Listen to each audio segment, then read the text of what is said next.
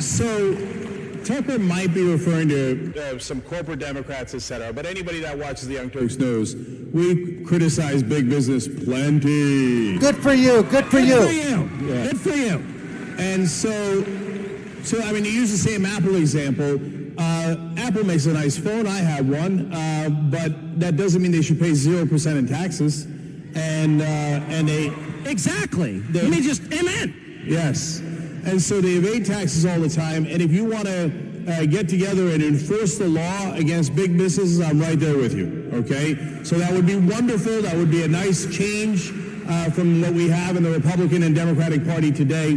But one more thing on immigration, Tucker. So just stop right there. Hey, we're in agreement.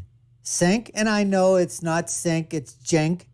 But I like to call him Cenk because he likes to make fun of other people and play around playfully with other people's names. Just like I say, it's not the young Turks, it's the young jerks. Anyways, let's continue with Cenk. You say demographic change is scary and can be disconcerting, and I think that a lot of people don't see that. I don't see it. A lot of people in our audience don't see it, and so they wonder why folks are so scared, and so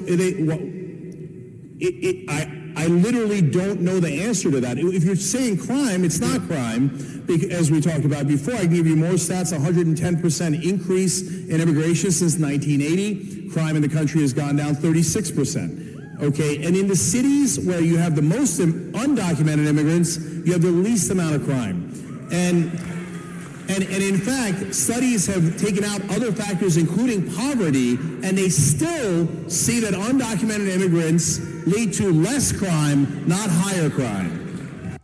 But Cenk, they're still committing the crime. Statistics lie and liars figure. I don't give a damn about the statistics, whether, it's native-born Americans that are committing crimes or illegal aliens that are committing crime. If native-born Americans are committing crime, at least they're legally allowed to be here. We will deal with that through the criminal justice system. We don't need to add illegal aliens committing crimes, even one of them. The blood on the hands is on the governments, on people like you that say, let them come in illegally. Don't give me statistics. As I said before, statistics lie and liars figure.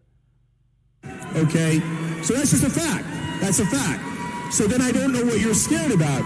And Tucker, look, you're against...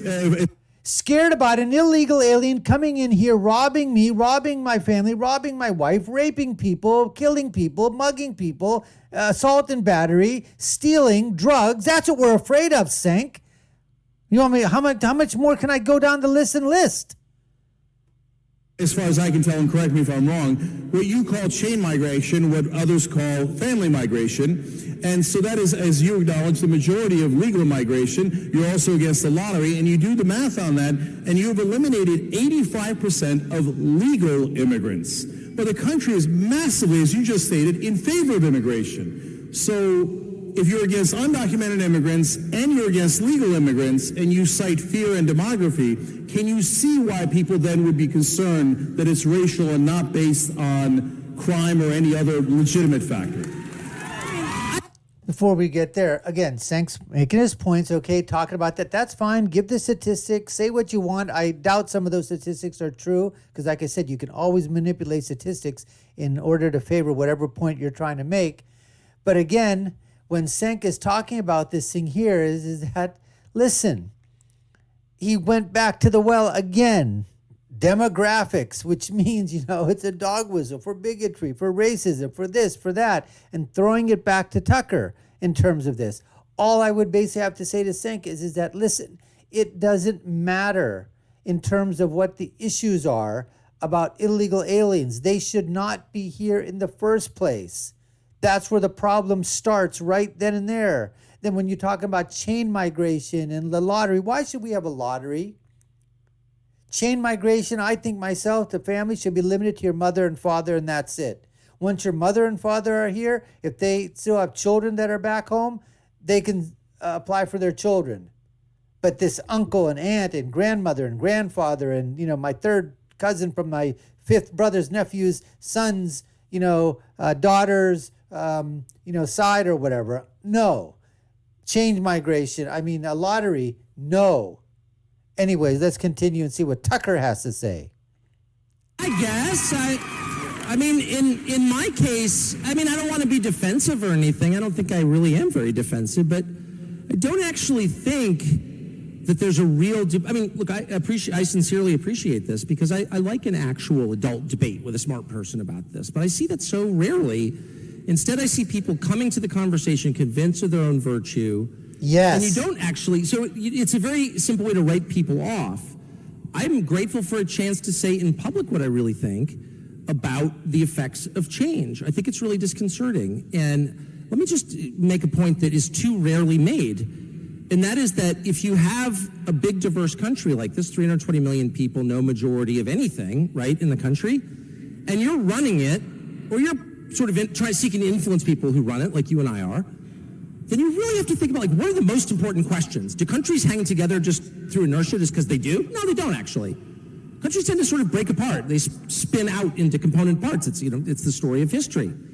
And so what do you need in a country where no overwhelming majority has really anything in common? Well, what you need is a unifying culture, actually. A set of ideas. This is very obvious. This is not like, you know what I mean? This is not applied physics, okay? It's super simple. It's true in your life. If you have, like, nothing in common with your spouse, does it make your marriage stronger? Like, we don't even speak the same language. We love each other more. Please. It's not true of businesses or military. It's not true of anything because it's just not true. So it's not an insurmountable problem. And we've had this. This is not the first time we've thought about this in the history of the country. We thought about it a lot during the Progressive Era. What do we all have in common? And at the time we decided, well, we have our founding documents, the Bill of Rights, we have patriotism, we have English. And so those are the and I think it's sort of perfectly great set. Maybe you've got other ideas, okay? How about the flag? How about the national anthem? How about the Pledge of Allegiance? All right? I mean, those are just a few of the other things. God, how about those things, right? I mean, those are other unifying factors. Can we at least identify and say that we can rally around those issues as well? The point is not what are those things. The question is you must have those things. Yes. And if you don't, you're going to break apart. And maybe not now, but at some point you will, because why wouldn't you? So I would argue that the very idea of multiculturalism is insane as an organizing principle of a country. Not because I'm against, not because I'm against other cultures. My favorite thing is to travel and go to different cultures. I think they're super interesting, and a lot of them are great, maybe some better than ours.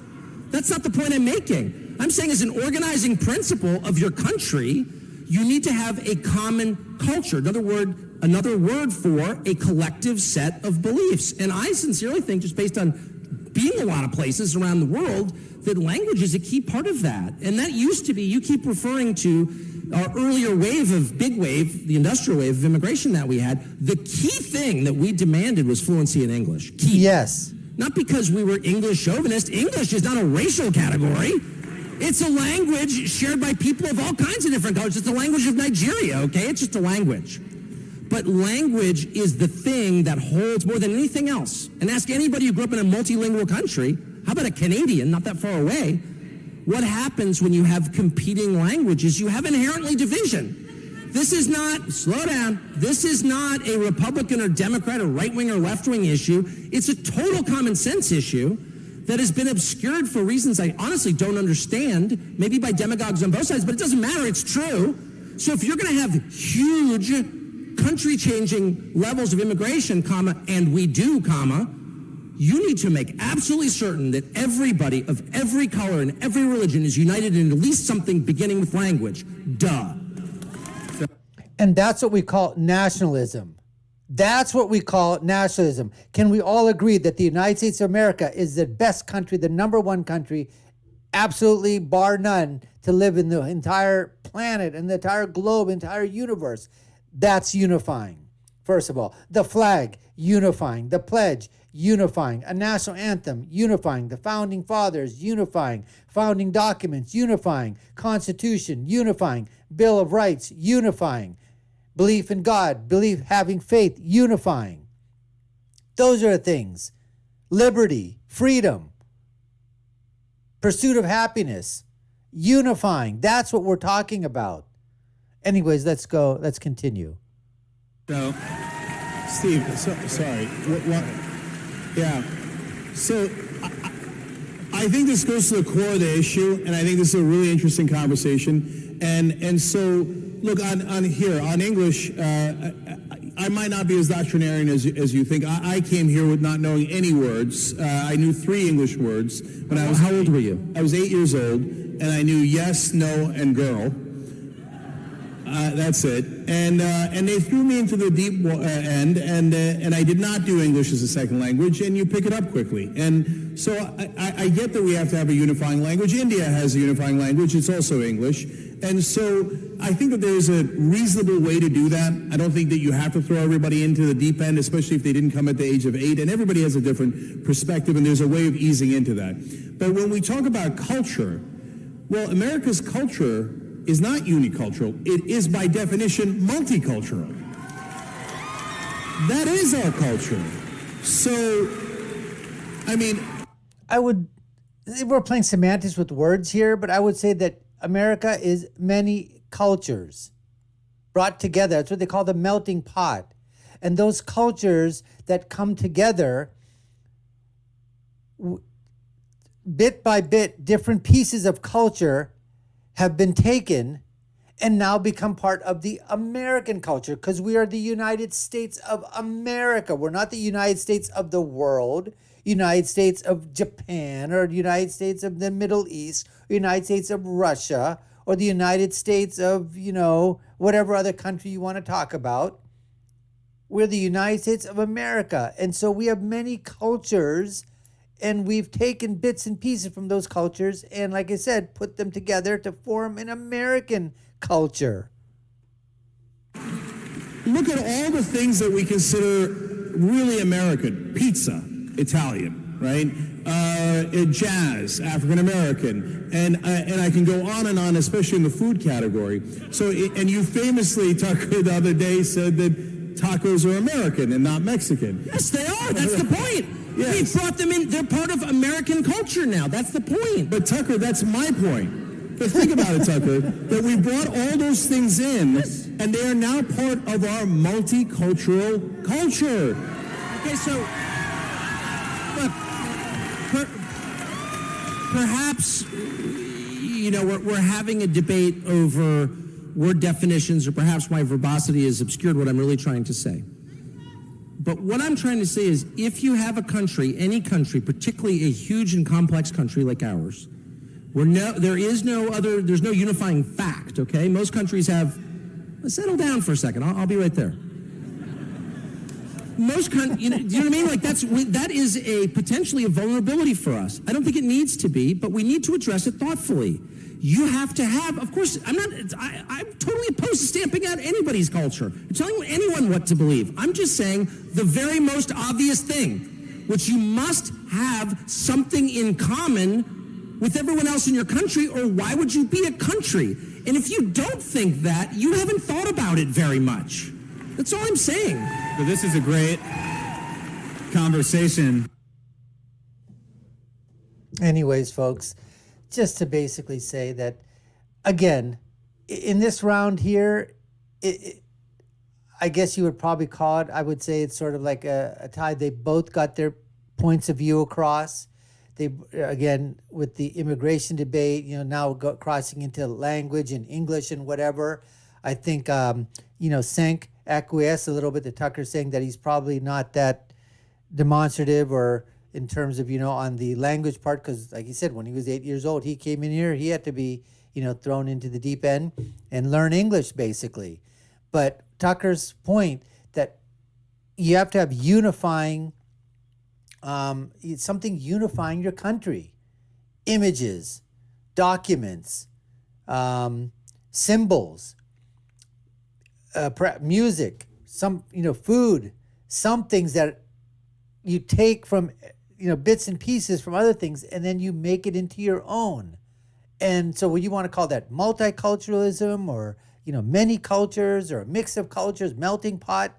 Again, as he said, it's probably just word definitions and semantics. Overall, I think that was great. I think they both got their points across. Again, if you're on one side or the other, you're going to say that my guy got his points across more than the other one. Understandable. We appreciate you taking the time to watch. You've been watching the Dr. Nasir Shaikh Show. I've been your guest host. My name is Dr. Nasir. If you haven't done so already, subscribe to the channel. What do you got to lose? Hit that notification bell, like, share, and follow us. Comment below. Let us know what you think. Do you think that Tucker got his points across more? Did Cenk do it? Who won? Who lost? Let us know. We'd love for you to share your thoughts on that. And I'll leave you with my final thought, which is, when you're right, you're right. And when you're left, you're wrong. We'll see you again next time, folks. Take care and stay safe.